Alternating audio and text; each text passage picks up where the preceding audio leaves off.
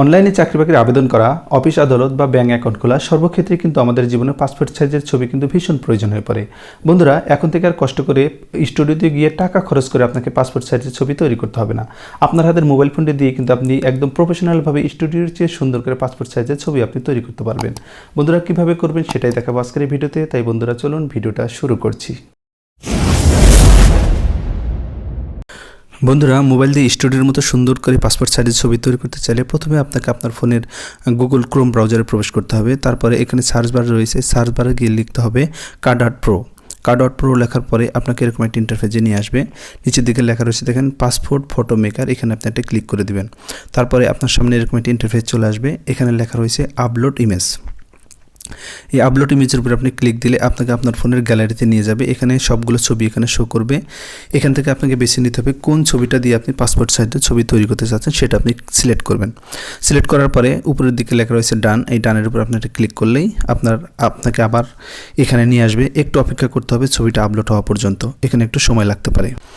বন্ধুরা, আপনারা দেখতে পাচ্ছেন ছবিটা কিন্তু এখানে আপলোড হয়ে গেছে। এখানে লেখা রয়েছে ফটো স্পেসিফিকেশন। এখানে আপনি ক্লিক করলে যে দেশের পাসপোর্ট সাইজের ছবি আপনি তৈরি করতে চাচ্ছেন সেটা আপনি সিলেক্ট করে নেবেন। এখানে অনেকগুলো দেশ রয়েছে।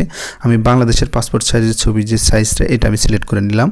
তারপরে এখানে লেখা রয়েছে পেপার সাইজ। এখানে আপনি ক্লিক করলে আপনি কয়টা ছবি চাচ্ছেন সেটা আপনি সিলেক্ট করতে পারবেন। এখানে যদি আপনি ক্লিক করেন তাহলে হচ্ছে 4টা ছবি হবে। এখানে যদি আপনি সিলেক্ট করেন তাহলে দেখেন অনেকগুলো ছবি হচ্ছে। আমি আপনাদের 4টা ছবি করে দেখাচ্ছি।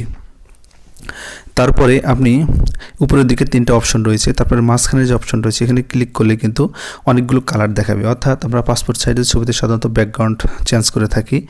আপনি যেটা খুশি ওইটা ব্যাকগ্রাউন্ড দিতে পারেন। ধরেন এই ব্যাকগ্রাউন্ড আমরা সবচেয়ে বেশি ব্যবহার করি, এটা আমি সিলেক্ট করে নিলাম।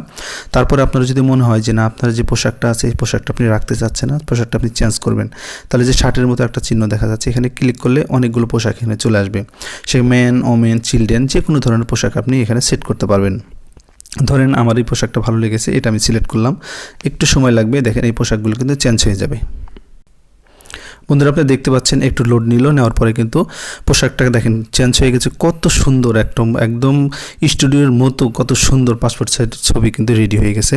তারপরে এখানে যে ডান লেখা রয়েছে ডানের উপর আপনি ক্লিক করবেন। বন্ধুরা, ছবিগুলো একটু টেনে নিচের দিকে দেখেন লেখা রয়েছে কন্টিনিউ এবং লেখা রয়েছে ডাউনলোড এইচডি। এই ডাউনলোড করে আপনি ক্লিক করলে ছবিগুলো কিন্তু আপনার গ্যালারিতে সেভ হয়ে যাবে। বন্ধুরা, একটা কথা বলে রাখি, আপনার একটা ইমেল থেকে সর্বোচ্চ 3 থেকে 5 বার আপনি ফ্রিতে ডাউনলোড করতে পারবেন। 5 বারের বেশি হলে কিন্তু আপনি আর ফ্রিতে ডাউনলোড করতে পারবেন, সেক্ষেত্রে তাদেরকে ক্রেডিট দিতে হবে। এক্ষেত্রে যদি ডাউনলোড করতে না পারেন তাহলে আপনি স্ক্রিনশট নিয়েও কিন্তু আপনি গ্যালারিতে রাখতে পারবেন। সেক্ষেত্রে আপনি যে কোনো স্টুডিও থেকে আপনি প্রিন্ট কপি বের করে নিতে পারবেন, অথবা অনলাইনে যদি কোনো কোথাও আবেদন করেন সেক্ষেত্রেও কিন্তু এই ছবিটা আপনি ব্যবহার করতে পারবেন। বন্ধুরা, এভাবে খুব সহজে আপনার হাতের মোবাইল ফোনটি দিয়ে কিন্তু আপনি পাসপোর্ট সাইজে সুন্দর করে স্টুডিওর মতো ছবি তৈরি করতে পারবেন। বন্ধুরা, আশা করছি ভিডিওটা আপনাদের অনেক ভালো লাগবে এবং উপকার আসবে। যদি ভিডিওটা ভালো লাগে থাকে ভিডিওতে একটা লাইক দিয়ে বন্ধুদের সাথে শেয়ার করে দিবেন। দেখা হচ্ছে পরবর্তী নতুন কোনো ভিডিও নিয়ে। ভালো থাকবেন, আল্লাহ হাফেজ।